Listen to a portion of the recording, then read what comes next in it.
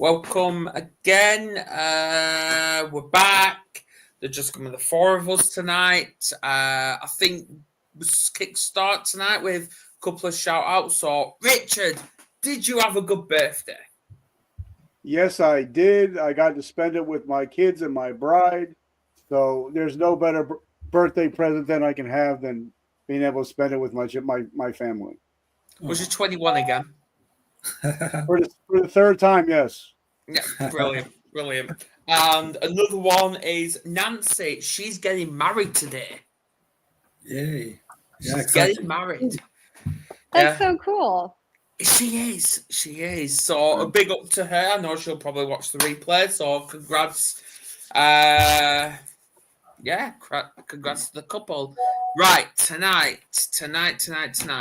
Experiencing grief while living with a neurodiverse condition. So what better to invite back Dr. Gilly Khan. Over to you. How are you? I'm good. How are you guys doing? We are good. Obviously, Yeah. We've got Nick here. We've got the Comeback Coach Richard, and we're all very nice. Adam and Richard have the same living room, like the same position and everything. Yeah, we all do. We're all in the same room. We're all the same. He's trespassing. Same Oh my God, Nick too. Yeah, we're the same interior designer. All three of you. Oh, I need to do that next time. I'm not going to figure that out in time. But yeah, grief and neurodiversity. So I actually have a chapter on that topic in my upcoming book, Allow Me to Interrupt. And so I was just looking over it because it's been a minute since I've looked at that chapter. So yeah, I don't know, where should I start? Start with the process of it, because I know we all experience grief in some way, but what is it like compared to a neurodiverse individual compared to, say, someone who isn't neurodiverse? What's the process? Yeah. Is it much difficult? Yeah. So, there's sort of like a chicken and the egg phenomenon that happens with neurodiversity, especially ADHD and trauma. And when we're thinking, grief in particular, that's sort of like a subset or like a form of a traumatic experience. But when you're neurodivergent, it's more likely that you'll end up in a situation where you experience a traumatic experience because you're kind of putting yourself out there, you're risk-taking. The other thing is that, there's research, and there was a meta-analysis that came out just recently that really confirmed these findings, but people with ADHD live much shorter lives than people without ADHD. And actually in this study that had a huge sample size, and they used these very kind of advanced statistical methods to predict longevity. And they basically showed that women actually lived shorter lives than men when they had ADHD. So then the question is, why? And now I guess it'll be the job of researchers to replicate these findings and to see if that really is about the number. But I think it was around, the average was around 7-8 years lost when you have ADHD and it's untreated. And Dr. Russell Barkley ran a similar study previously using slightly different methods, and he found about the same number. It was around 8 years. That's a lot. Yeah. So it's if you have ADHD, you're more likely to end up having traumatic experiences. But then if you experience a trauma, the symptoms that manifest are very similar to ADHD. And when you really boil it down to the brain areas involved in each condition, it makes sense. There's a lot of overlap. So, for someone who's experienced a traumatic event, they are going to be less attentive, more distracted, more fidgety. Maybe their mind is more likely to wander. Their DMN, their default mode network, which is kind of like the network of brain areas that is associated with mind wandering, or when you see someone and they kind of seem to be spacing out. Their DMN is active, and it's also it's active in both conditions, so ADHD and trauma. So there's a lot of overlap in how both look. But then the difference is, is there, a single or more identified, traumatic events that occurred, because you would need that to get a diagnosis of PTSD, a post-traumatic stress disorder. That's one. And then two, I also like to think about it as like, PTSD is very kind of like anxiety driven. You experienced one or more traumatic events, and now your body is sort of in constant fight or flight mode, which is different than ADHD. It's not like we're constantly scared. We're just distracted, thinking about other things that are not necessarily scary. And that's what, makes ADHD not, you can have ADHD and anxiety, but ADHD is not an anxiety disorder. And PTSD is a response to something horrible that happened to you. So with, neurodiversity is quite obviously quite a large spectrum of different sort of conditions, and and ADHD is one of them. Is ADHD the one that obviously it sounds like you have most expertise, perhaps, and also is it the one where the most significant impact is relating to, like you touched on, the lifespan impact? Is that really of ADHD where this sort of this most highest impact? Or is it? Because obviously, with neurodiversity, there's obviously different autism, and there's different sort of. Yeah. So my book is about ADHD. Okay. I'm not a trauma specialist. Sure. So, I had to do my own research for this section of the book, but I've experienced trauma. So I lost my mom when I was 4. So that's why I wanted to include a chapter on this, because I have, direct experience. And then I also wanted to inform my readers just on what's available and from what I've read, and tie that into, I guess like the research that I did in graduate school, and just from what I learned growing up. So I don't know necessarily like how it looks, if it overlaps, specifically with other neurodevelopmental conditions, but I would assume it's similar. Sure. Because they all kind of fall under the same umbrella, and they all have a lot of similarities and high comorbidity with each other. But, generally, and this is kind of, I think, the most important point that I want to bring to the forefront in my book, that, children are very resilient. So they can experience one traumatic event, and it would take a lot for it to reach the point of PTSD, of post-traumatic stress disorder. Most kids don't develop PTSD when they experience a traumatic event. When it's complex trauma, like when it's repeated multiple traumas, or when it's trauma that takes place over a long period of time, then, like you can arguably, the loss of a parent at a young age is similar to that, because it's like you lost your parent and now you're enduring years growing up without your parent. It's not like, oh, you lost your parent and then you get over it. So it's a little bit complicated, I think, with that specific trauma or that specific situation.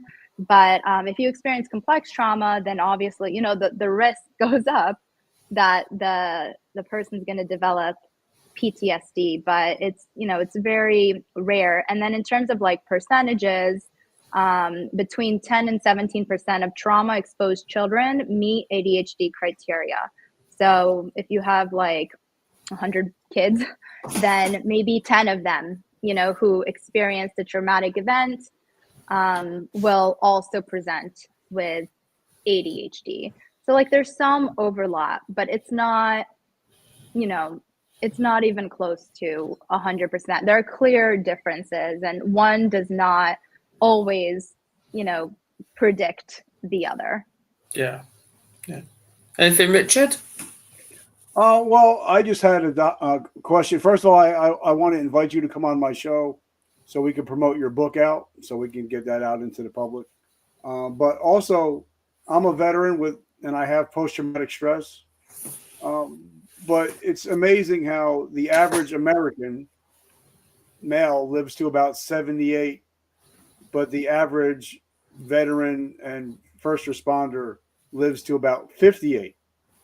So that's a 20-year difference. And you think it might be, and obviously you said this is really not your PTSD is not your major form of your subject, but do you think it gives you, because we always have the flight or fight symptoms and we're always on edge, so we're always going to be higher cholesterol, higher blood pressure because we're always on edge?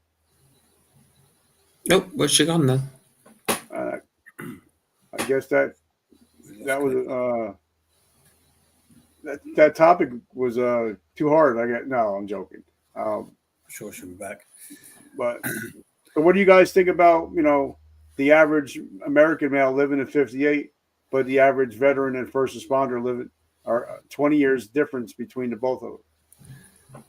Well, that's obviously shocking. I think I suppose that brings it home, doesn't it? The real life effects of trauma, on that demographic. I mean, that's not like a small insignificant difference, is it? I mean, I don't think many people are aware of those sort of stats, would they? Yeah. Brings it home. But I think, I guess, trauma and so you're obviously area, the military. I mean, that's one of the obviously trauma can come in, so many different areas and causes, but I guess that's one of the most significant impact you would imagine, wouldn't it? In that sense. So, but the actual consequences of it is not. I'm quite shocked. It's a big difference. Yeah, it is really shocking. It just shows nobody can escape on any of this. It can impact anyone. Like obviously, I've just finished therapy, and to be told severe trauma, it's scary. It is. So I'm dyspraxic, so I'm on the neurodiverse scale, but I guess relatively, comparatively, not as severe, not as doesn't affect me perhaps as some of the other neurodiverse people on the scale, who I work with in my job at schools. But certainly when I was about 12, my second father passed away, so I suffered quite bad grief. And my two brothers aren't they're not dyspraxic, they're very confident, and I had dyspraxia and related to that sort of social anxiety. I was very quiet, and I think they were related, but not directly caused. It wasn't caused by dyspraxia necessarily. But so they coped with the grieving process of my second father passing away a lot better, partly because their social skills, their confidence, and was much better than mine. Because I lacked those, it did affect me a lot more. It did hinder my progress socially, but also in school, and definitely, that was, because of my dyspraxia. It affected the way I coped with grief. It took me a lot longer to get over it, and had a knock-on effect. So, absolutely. Yeah. Welcome back, Dr. Gilly. I don't know what happened. Yeah, I got disconnected. I think my computer is freaking out because it's freaking out, but we'll see how it goes. It's like mine. It just wouldn't connect to the audio. Yeah, I don't know, but Nick was asking me something. I don't know if you want to pick up from there. If you wanted to I think it's Richard. I think it was Richard. Yeah, back to you, Richard. All right, Doc. So like I said, I want to invite you to come on my podcast to promote your book and get it out there to the masses. But my question was, the That's really average nice. American, the average American male lives to about 78. Mm-hmm. The average veteran or first responder lives to 58. Okay. So there's a 20-year difference. And you think it's because maybe it's because we're always on edge, we're always on that fight or flight? You Yeah. think that I mean, might that be makes more common? sense. Yeah. Yeah. I mean, makes sense. If you introduce this huge shock to your system and you have much higher adrenaline constantly, running through you, that makes sense. Why else? The only difference between, you said, a veteran and the average American male is the fact that they're a veteran, right? Mm-hmm. Yep. So it's probably like the experiences that they've had. I think. I used to work for a homeless charity, and a lot of people, most people who are homeless are men, and often it's after obviously a series of events that can happen in someone's life. Losing obviously losing a job can be one, but it can be losing a divorce, and a lot of people with who are neurodiverse obviously would struggle to cope with those sort of events that take place in their life. And obviously, it's often these things are series little events take place, a ripple effect.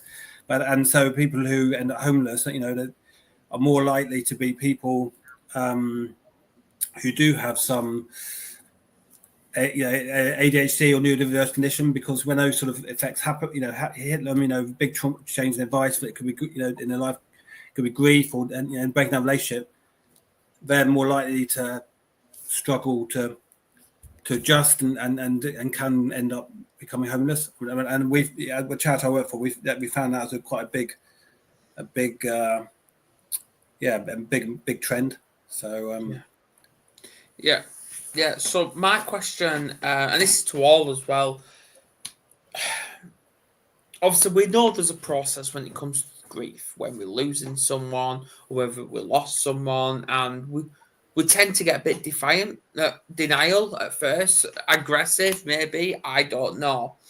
But how does a neurodiverse individual take to such traumatic information like that? Does it take them longer to process than an average Joe, shall I say? Yeah, I mean, it makes sense that it would be harder. And, I mean, the theory is exactly that, I mean, just like there's a chicken and the egg, right? Like which one comes first? The hen. Yeah, I mean, there's also, the thought is that, ADHD is genetic. Like, Yeah. maybe like a propensity or a vulnerability for the development of PTSD if you experience trauma is there too. But, like researchers are trying to narrow down like the specific genes for ADHD, and there are just so many, and it's very complicated. And it's generally like that for disorders, for psychological conditions.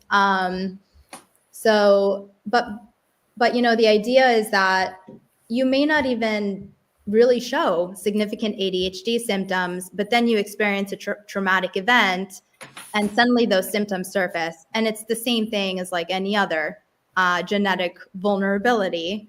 If you are susceptible or you have like a high heritability for a certain condition, it's more likely to become obvious or apparent when you experience significant stress.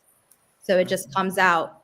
But then also, if you already have an ADHD diagnosis or it already existed, and then there's a trauma on top of that, then it can exacerbate your ADHD symptoms. I think it's there can be this whenever any human experiences something traumatic or significant change. We go through this cycle where it's shock first of all when it happens, then there's often anger, denial, then anger, then sadness, and then eventually there's acceptance. And we all go through these stages, to get through to the final stage of acceptance, eventually to move on. But there's we all go for some level of shock, anger, sadness, denial. And I guess the challenge is, and I've seen this with some of even the children I support in the schools, is they tend to get longer to get through the first few stages. They tend to be stuck in either denial or the anger, or the sadness stages. So it takes longer to get through and move, and obviously cope with the grief, because they obviously struggle to cope and with the first two stages, which everyone goes through. But obviously, the longer you take to get through the first two stages, the longer it'll be for you to adjust and cope with grief, or trauma. So so Nick, how do kids actually take to this information when they've lost like a loved one compared to us adults? Because I know we're not different. We all probably got the same mindset. I don't know. So some probably more handsome. I don't know. Richard says I'm handsome. I don't know. But it's, how do they take it? Do they get on with life? Do they be reluctant? I don't know. How do they express how they feel? Well, I know my experiences. There's obviously there's to manage it. There's sort of the logical and emotional. So you can explain to a child, the logical, what's happened and why it's happened, and with trauma, and there's a logical aspect, but really the emotional aspect is the big thing. And I think we're with non-neurodiverse children, they can take the logical side, can have some level of comfort, but obviously they'd still be incredibly going through a challenging emotional trauma, but there's some level of understanding through the logical explanation of what's happened and why. But I think with the neurodiverse children, it's obviously there isn't that logical context. It is all about trying to cope with the emotional impact, what's happened, and that's the challenge, isn't it? Yeah, I think Nick actually made a very important point, and it's something that I've seen in my practice and something I've experienced as a woman with ADHD, and something I write about too in my book. But I think, you're talking about like the stages of grief, and I think it's different for everyone. Like, I don't know. I'm like, I think like the most recent kind of thought about like the stages of grief is that these stages happen, but they're kind of like a mishmash. Like they're not as like sequential as people once thought, and that people can process grief differently. But I can see how in a neurodivergent person, maybe it takes longer to shift from one stage to another, or maybe if they're even experiencing one period of their grief or one, specific emotion, it's hard to move on, whether you have ADHD or autism or anything else, because like, think about it, transitions are hard for us. And then also like we get stuck, and it's a lot, and I think, emotions, and this is what my book is about. It's about the emotional side of ADHD for women. Even though emotions are not even considered as kind of part of the criteria in either case, in autism or ADHD, they're such a big part of our challenges. And a part of that is, shifting and code switching and, knowing like now is not the time to behave like this, right? I mean, you can feel how you feel, but the question is, what are you doing with the feeling? And it's hard for us to control the response because it's so intense. And I think we physically feel it to a point where it's uncomfortable. Absolutely. Quick question from Miss Liz. What's the name of the book? Oh, there's people listening live? I didn't even realize. There is. Miss Liz! Allow me to interrupt. A psychologist reveals the emotional truth behind women's ADHD. It's not out yet, but like shameless plug. But you can go to my website, drgillykhan.com, and I'll give you website updates, or you can follow me on Instagram. But hopefully it'll be out. I'm like, I have this hypothetical date in my mind, but my publisher hasn't given it to me yet. But I think it's going to be September, but we'll see, like within the vicinity of September 2025. Gilly, if I might ask you, who's the book aimed at? Is it aimed at sort of people, people with ADHD or parents of people with ADHD going through grief? Yeah. Who's all of that? I'm sure, it's interesting sort of, but is it, who's it? Is there particular people you've written it for in that sense? Yeah, I mean, I wanted it to be academic, but interesting and accessible and conversational. Right. So I think, psychologists would be interested in reading it too, or even MDs, people in like related health professions, neurologists, like if they wanted to read it, they could. And learn something from it, but it doesn't read like a textbook. It reads like a story, and that's where I kind of plug in like the memoir component. So I write about my life, I write about my experience with clients with ADHD, and like those are stories. And then I kind of bury in the statistic, the research, so it doesn't even feel like you're learning, but you are. Absolutely.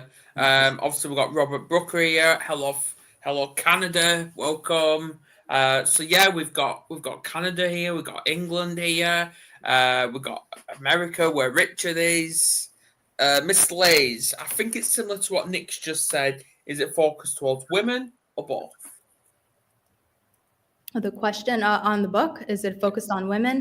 Yeah, it's focused on women. I mean, focused towards women. Is it audience? I don't know. Yeah. I mean, I assume if you're a male, you know a woman and you care about a woman. So, I think hopefully like men will read it too. But yeah, it's for females assigned at birth. And the reason for that is because there aren't a lot of books about that specific population, about, and then the other thing is that really drove and inspired my book is that the criteria, I don't know if you know this, but the criteria were written for little boys. Even the criteria that we use today to diagnose ADHD, they were written on samples of mostly little boys, like not even adults. And then there are parentheses like next to each criterion that tries to apply it like to adults. And it does like a decent job, but it's not based on any research. Basically, a bunch of people sat in a room and they decided like, here's what it would look like in adults if it was present in adults. And then they wrote it like that. And so, there are researchers like Kathleen Nadeau and Ellen Littman and Patricia Quinn who wrote like a book in 2025. That was actually the second copy, I think an updated copy, but Understanding Girls with ADHD is a really, really good book, for you to read. Oh my God. No. Oh my God. Oh, thank God. Okay. I'm not frozen, right? No, not anymore. You're not. Okay, sorry. I don't know what's happening right now with my internet connection. This didn't happen with the last two episodes. Okay, so Understanding Girls with ADHD was the book that I mentioned. And we were talking about these issues years ago, I guess is the point I'm trying to make. And only now, there's kind of this burst of articles and awareness and, this more of a voice for women with ADHD and clarifying, what their symptoms would look like. If there were criteria specifically written for girls and women, what should it look like? Yeah, absolutely. It's interesting what you said earlier, Gilly, because I think it's almost like in the UK we think it's just a male-only thing. ADHD, we don't, the way the context is talked about, and most of the people, children, have it tend to be boys, but I think it's framed as in almost like it's only males, there's only boys that have it, and it's interesting what you said. Obviously, clearly, that's not the case. So, why do you think that is? Clearly, you guys are very loved because you're legends. Chris Roush is a legend. He really is.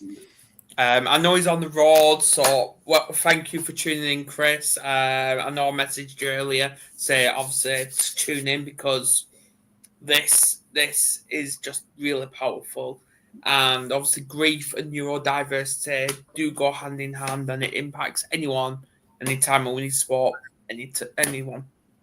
And this, so yeah, that's what I want to jump onto. Let's talk your experience, Gilly. Oh God, about what? Let's talk Make me talk about it. Yeah, let's talk your experience when it comes to, obviously you said you got ADHD. When you've lost someone that you love. Yeah. What was your experience like? Was it positive? Was it traumatic? Did it? I'm gonna say it. Did it start those thoughts of possible? Why am I here? Yeah. Yeah.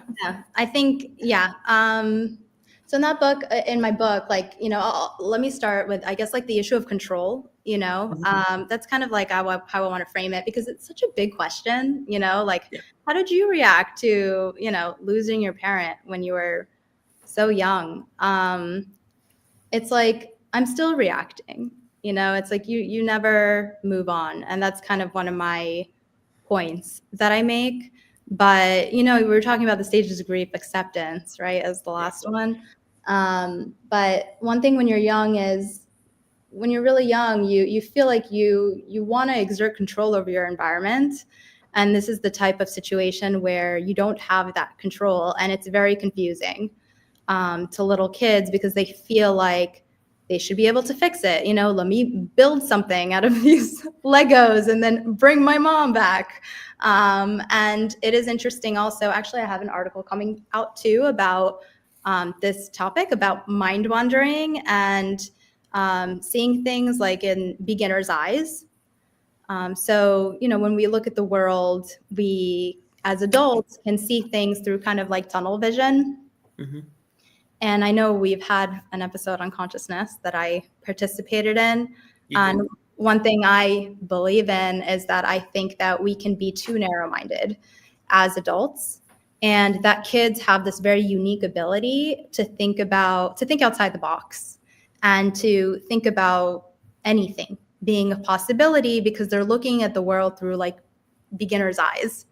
And having like the Buddhist concept of like a beginner's mind, of, seeing things in an open kind of way where, anything is possible. So I write about this, like one example of when I was a kid, and I had this thought while feeling really sad about the fact that my mom was gone. I thought, I'll bring her back. And, the stuff you're exposed to when you're a kid is, witchcraft. I'll create a potion and I'll bring her back to life. And I just started looking through. I still have them, actually, like scrunchies and, hair accessories that I had, that my dad gave me, that I kept. And so as a kid, I started looking through them, and I was like, I need a hair because this is what the witches do on TV. I was 7. So I pull a hair, right? And I'm like going downstairs, and I'm like, now I need something for my potion. So I go into the kitchen and into the pantry, and I just sit there, and something just slaps me across the face. And it was like reality. And I just realized, like, this is stupid. And, it was sort of like I was a child and then I grew up instantly. And I realized, like, there's nothing I can do about this. And I just felt like completely helpless. But I think what I'm trying to say is there are things you can do about it. Yeah. Like, maybe it's not reversing the fate of the dead, which actually I watched a documentary last night, and apparently one person was able to zombify, is that the word? Like, someone, was it in Haiti? I think it was in Haiti. Okay, I'm sorry that I'm bringing this on your show, but it's really cool. It's cool to learn. Go for it. Yeah. Go for it. Hey, I was about to call you a brunette version of Spring the Teenage Witch for a moment then. Yeah. You know what? I actually, like, okay, we'll talk about it, but I've been reading about mediumship, and I think it's such a fascinating topic, and there's research supporting it. Because I know it's like, with the second you mention mediumship, people are just like, oh, you're one of those crazy people. But like, what if I told you that I'm not, and that there are experimental designs that control for everything that you would shut down about mediumship, and they still show that they're accurate at a level that is greater than chance? Like, there is science, like rigorous science supporting that people can communicate with the dead. It exists. I want to write about it for my next book, and we'll see. But focusing on one thing at a time. That's what happens with an ADHD brain, right? No, you ran on. Yeah. So come on, Richard. I have a question.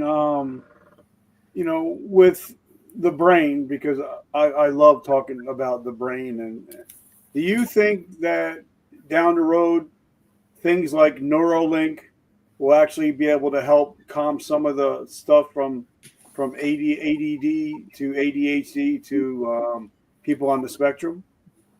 what's Neuralink? That stuff they're putting in people's brains. That's Elon is doing now. I don't know enough about that. I can say that. I mean, it reminds me a little bit of, is it called TMS? Like for depression? No, what I've just found out is I've just like to look to it because I've not heard of it as well. Neuralink is an implant that can monitor and stimulate brain activity using electrical currents. Yeah. Neuralink aims to help people with paralysis communicate by allowing them to remotely control devices using brain activity. Yeah. Okay. Yeah, that sounds cool. I'm definitely intrigued. I can see how it might help because if we are triggering, stimulation of certain brain areas, then maybe, is it releasing the right kind of neurotransmitters? Because that's part of the story too. It's not just about stimulating those brain areas. It's also about increasing dopamine, right? Yep. I went to an event like 10 years ago, and a guy came on stage and he had a called a deep brain stimulator. So it's the early version of what Elon Musk's doing. And basically he came on stage and it's very eloquent and talking about this deep brain stimulation. And then he switched it off. And then he started shaking, and he had Parkinson's, and he had chronic like tremors, and he could barely speak, and he could literally shaking. And he switched it back on, and it went completely. And basically the stimulation it overrid all the crazy brain waves and neurotransmission that had taken place, which caused the tremors. So it's very incredibly clever. So I saw firsthand, how effective it can be. And I think obviously it's gone a long way in the last 10 years, but it does make you think that obviously it is being used for certain conditions. I think Parkinson's, one of the tremors was one of the physical ones that it was saying it's used for because it blocks the hyperactivity of brain waves and sort of overrides it by stimulating it so that we're trying to stop. But I guess it can, potentially, as well as those physical conditions, whether it could be used for. Yeah, so obviously we've got a couple of comments here. So Miss Liz says, so is it like electric shocks to the brain? I don't know. I'm not an expert in it, but based on what I saw, it wasn't electric shocks. It was okay. Like a symphony conductor, no? Like it's basically like they're right. It goes higher here and then lower here. The electrical activity based on what will make you function best. No? Yeah. So Gilly, me and you are on the same path. I'm just learning this now. Yeah, I'm not. I haven't got knowledge to exactly how it works. But You're here. It wasn't electric shocks, but it was. Yeah, it's more like what you said, Gilly. But would it help? Would one of these help with borderline personality disorder? That's the question. Which disorder? So I missed it. Borderline personality, BPD. Also, is this like a a fix for everything? Do you like fine tune it depending on the disorder? It just sounds, I'd have to read more about it, but it sounds like it could go wrong. And it's scary to me, the thought of, what is it, like a chip you said? Yep, it's actually a chip inside the brain. What if And there's- it malfunctions? There's actually, I think, 3 patients right now walking around with Neuralink in them. Okay. Clever, but perhaps scary in some ways. All right, right. I've just found Neuralink's brain computer interface, which is BCI technology, could potentially help with mood regulation, which Right. may benefit people with borderline personality disorder. However, more research is needed to determine its effectiveness. It's early days, isn't it? But I suppose it's nothing. There's no one with all these things. There's no one treatment that suits everyone. But I guess it's interesting. Right, we've got off topic. We here. have gone off topic. Just And we've then got it's a like, little bit. are we putting the psychiatrists out of business with this thing? I mean, it's going to be like all neurologists. The room went I silent. don't know. I just thought it was an interesting subject to bring up, so that's why I bring it up. Maybe this needs to be a new topic we need to talk about is, can this actually help with mental health? Can we find someone with expertise in it? I think it can. I We think can it do can help with research. mental health. Then the question is, how Not prepared to be a guinea what pig. could go wrong? Yeah, like I don't know. Kerry wants to be a guinea pig. No, she doesn't. So going back to the topic, but linked with this, can Neuralink, Richard and Nick, help with grief? At the grieving process? Reading Elon Musk's team. Shut up. Can you restate the question again? Right. Going back to this Neuralink with whatever it is, whatever witchcraft it is. Yeah, you've made me say witchcraft. Thanks, Gilly. But Robotic. It's like a robot, right? You're turned into a transformer. absolutely. What can it do with? Because obviously you two are more knowledgeable than us when it comes to this. What can it do for grief? Does it help? Is it benefit? Get over it. Well, Get over it. I mean, from what I know, and I don't know a lot. I'm a 9th grade dropout, so don't listen to anything I have to say. But Wow, you're a legend. When somebody, like I have an autistic son, he's on the spectrum. He doesn't show any emotion. Well, even when there's grief or anything like that, because I think a part of his brain has been, not shut off, but kind of lowered down a little bit. Sure. And I'm thinking maybe with the Neuralink that it can kind of amplify it a little bit to bring it back to life a little bit. You know what I mean? Yeah, I mean, I guess the brain works by certain chemicals and hormones being produced, which have certain effects, but also the stimulation of nerve signals, being constantly sending messages around the brain. There's those two things, the chemicals and the electrical signals. That's what creates the thoughts that control the way we think and act. So I guess these sort of a neurotransmitter, I couldn't have help with the chemical side, but perhaps with the other. Right. And the functionality side, right? It's it's raising the volume on the party or lowering it. Yeah, that's what I was trying to say. Oh, that's a brilliant question. From Miss Liz, what does grief and ADHD have in common and how can they help each one? That's a brilliant question. That's one for you, Gilly. Yeah. I mean, I'll put it up for you. I think, I see it now. You know what? I went into the comments and I just got sucked in and I started cracking up. So I was It's a brilliant conversation. And pretend no one is saying anything. And now there's a question here, which is fine. Okay. So grief and ADHD. I mean, we talked a little bit about the overlap between brain functioning for people who experience PTSD or response to trauma and ADHD. But in terms of grief, I mean, I've heard now that women are getting diagnosed more in their 30s and 40s and beyond because it's becoming a little bit more recognized as to, the symptoms that women present with, and it's different than in men, and especially in boys, which is how the criteria were written.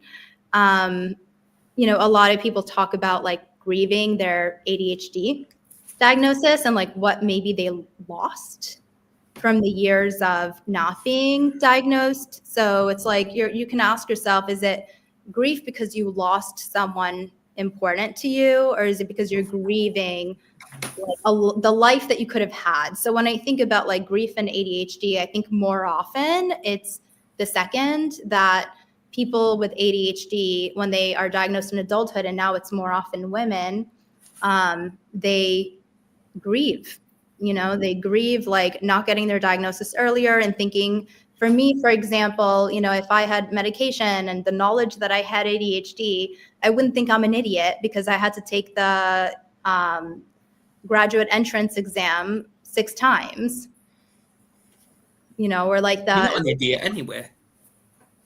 Yeah, well, I had to, well, actually, it was like the SAT and the ACT, and I hate those. And, you know, I often refer to like studies that, you know, really don't support their, you know, predictability of success in college or beyond college. They only really predict your performance in the first year of college, and that's it, right? So, like, why are we still...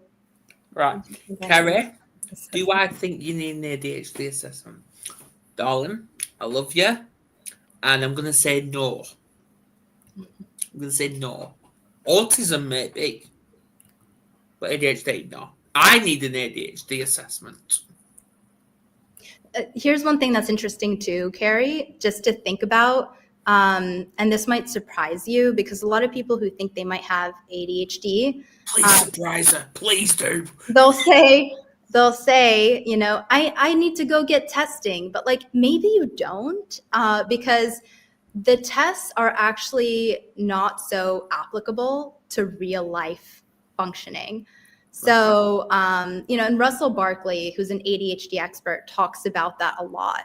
Like you can go and actually do great on your continuous performance test. I've seen kids actually with ADHD who completely rock it at doing those attention tasks that are supposed to be boring, but they're like so interested in them that they end up doing well.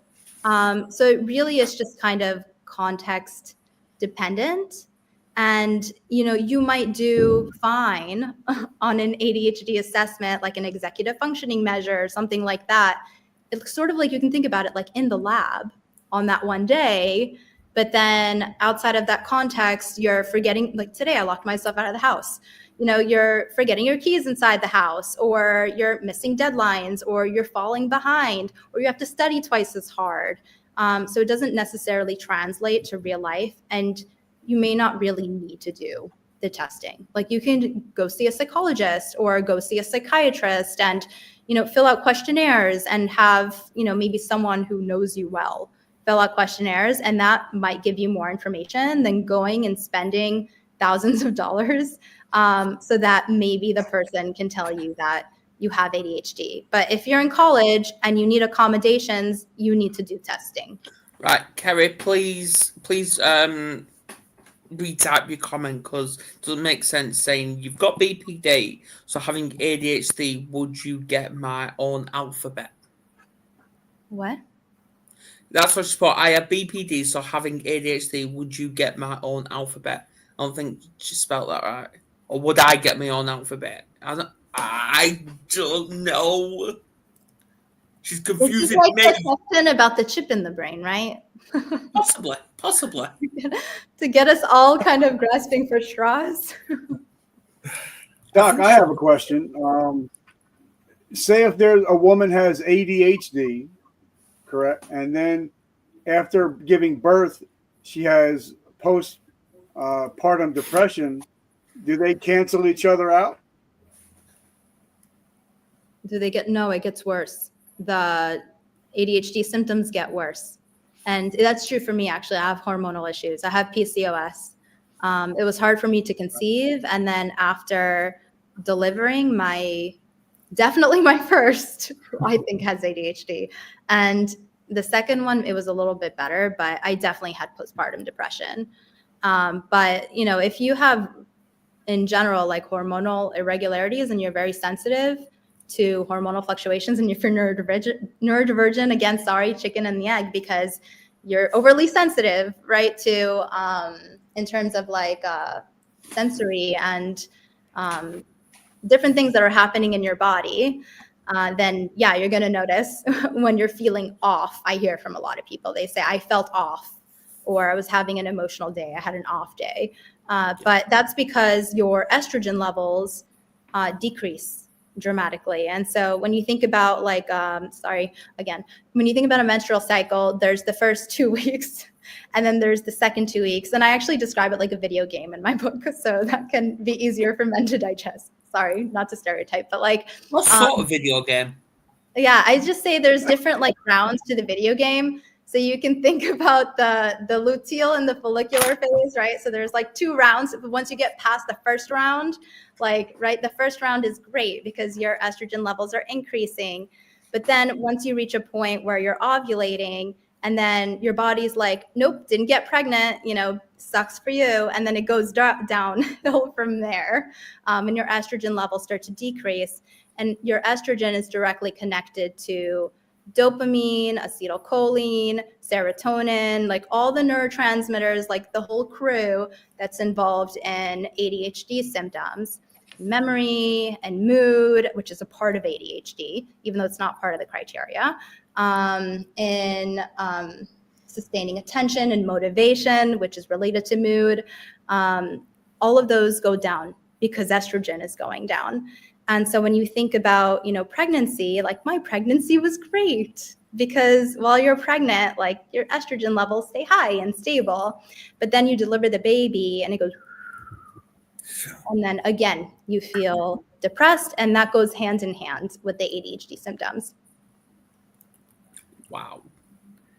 Gilly, how with how you assess people who have ADHD, do you think the process is effective? Because, you know, it's obviously a very tricky thing to sometimes assess what, you know, whether someone has ADHD or do they have something else in the neurodiverse range, or is it, you know, there's so many factors involved that can affect,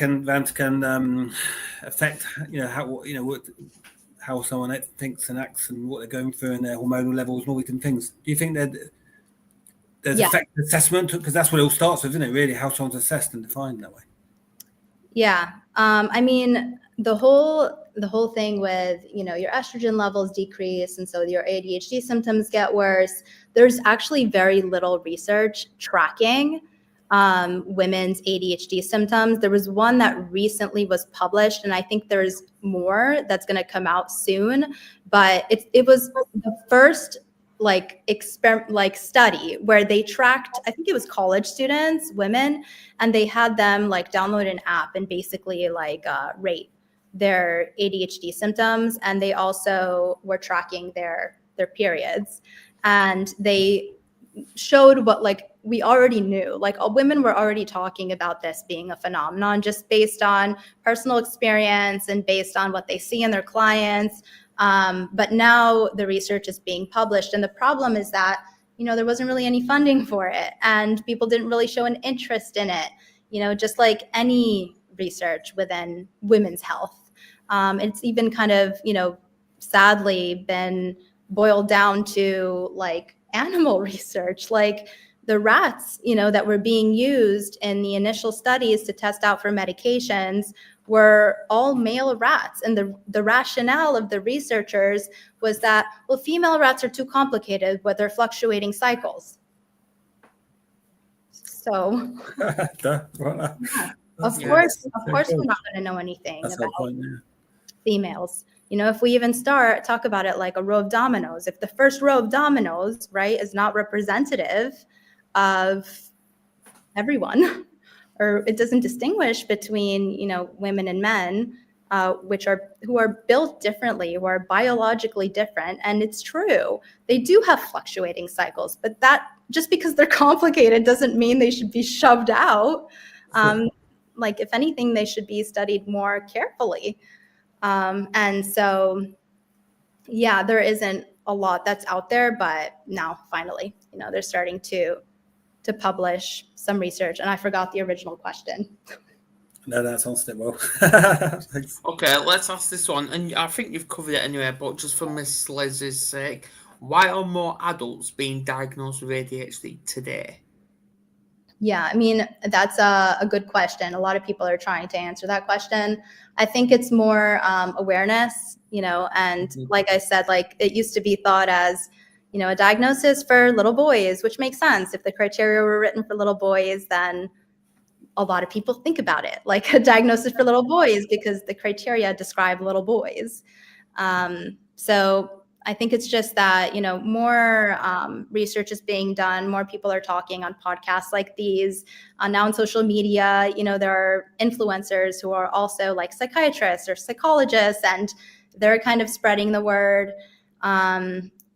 William Dodson, who he didn't coin the term rejection sensitivity dysphoria, but he basically took this term that already existed and he made it popular. He just made people know about it and he connected it to ADHD. And he is an example of someone where he wrote a blog post and then it just went viral on Reddit. And now, like almost everyone who's in the ADHD space or who's curious about ADHD knows what rejection sensitivity dysphoria is. And in case you don't know, it's extreme sensitivity to perceived or actual criticism by others. And basically what he was saying is that he has seen that a lot in his clients with ADHD. And so now they're starting to, research that too. But had it not been for his blog post that went viral on Reddit, like it would have continued to be ignored. Wow. Anything, lads? Well, what you said, Gilly, I guess it sometimes takes, someone who, to sort of power of social media in some way, someone who's personally got a personal link to it, per ADHD to sort of, it's got a large following to share it. And otherwise, would it have got that attention, would have had that. Sometimes it takes that, isn't it? But, a lot of these things need more awareness, isn't it? I mean, that's the whole problem, isn't it, really? A lot of people... unless you're in the, you're working in it or have suffering or experiencing it yourself, you don't know about things. It needs a wider. Mm-hmm. Yeah. So I know there's also going to be a book coming out, not anytime soon, but this is going to be honestly key. No, I'm laughing because Kerry's put never seen Adam speechless. Yeah, but what was I saying? Oh, there's going to be a book coming out actually training clinicians on how to treat, recognize, assess, ADHD in women. So, it's like we're getting there, and like the best researchers who are women with ADHD, are the ones writing this material. Yeah. I've got one more question for you. So you're obviously really passionate about this and know a lot about it, personally to it. You've written one book. Do you think there'll be another book? Do you think, right, I've still got more to say, I've still got more to... Yeah, it's interesting you asked that. So I did have, I think, one or maybe more chapters like in there initially in my book proposal. And then I was like, I have to cut it here. Like it's too much. One was going to be on sleep. And then I took that one out. And then I can't remember. I think there was just going to be more because it started as like your brain on ADHD. And then I was like, but it's not just your brain, it's your entire body. So I changed it to your body on ADHD, especially when you're a woman, when you talk about hormones and, I even had like a little section on like gut health. I still have it there, but you can just keep talking, you could write a whole book about that subject. So I could actually, it's funny that you asked because today I sent my agent an email and I was like, here are 2 ideas for the next one. And I mentioned earlier, like, I'm really interested in consciousness and life after death. And so, I suggested maybe something within that realm and still nonfiction and, memoir / self-help psychology. So talk about, coping with grief, exactly actually the topic of this episode. So that was the first one. The second one, I've been like dabbling in fiction and having like a neurodiversity theme, throughout like a piece of fiction. Honestly, though, because I have ADHD and I think like an autistic flair, like it's hard for me. Like fiction is hard because you're basically pulling information out of the air. Nonfiction is like, the information already exists and then you just need to make it creative. So it just seems so much easier. So the fiction kind of scares me, but I proposed it as an option. So we'll see. Okay, that's great. Thanks. Richard, any final thoughts? Well, I think when I was growing up, ADHD was my kryptonite, but now as an adult, it's my superpower because I can do multiple things at one time and get them all done. So I think just because you're diagnosed with something like this, it's not a world. It's not going to change your world for the worst. You can actually use it to your own benefit as you get older. Absolutely. And you know what? This exactly goes back to Kerry's comment about should she get assessed for ADHD. To be honest, I've now been thinking ever since she brought that. It's like, it doesn't matter if you get assessed or you don't get assessed, if you get diagnosed or you don't get diagnosed. Why should a label dictate who you are? You are you. You were never born with these labels. Yeah, it's a definition, but it shouldn't define your life. Exactly. Don't let labels define who you are. Right. Thank you, Gilly. I hope you come back to promote your book. We need to, because I think hormones need to touch on. I think it does for both men and women, because men have hormones as well, and we can be grouchy fuckers. I don't know. but next week, it's a trigger warning. We're going to be discussing how to search for our identity life after abuse. So it's going to be a big one. I know Ashley's back in that. So same time next week. And thanks, Gilly. Please everyone share. Please everyone subscribe. And let's get this up. Agreed. So, okay. Sounds good. It's fascinating. Really enjoyed it. Yeah, and thanks. Good to meet you, Gilly.